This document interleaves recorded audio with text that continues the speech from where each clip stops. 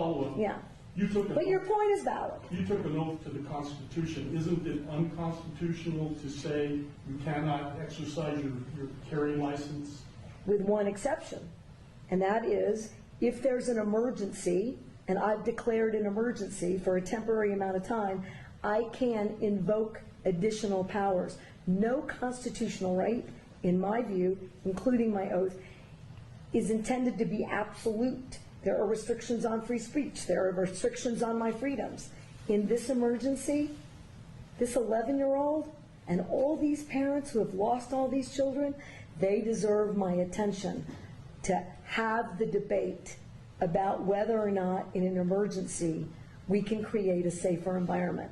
Because what about their constitutional rights? I took an oath to uphold those too. And if we ignore this growing problem without being bold, I've said to every other New Mexican, your rights are subrogated to theirs.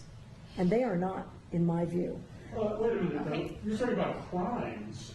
There are already laws against the crimes, so how are their rights? I got it. But again, if I'm unsafe, who's standing up for that right?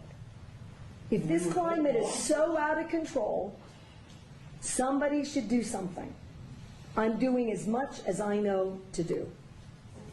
Madam Governor, Yep. do you really think that criminals are going to hear this message and not carry a gun in Albuquerque on the streets for 30 days?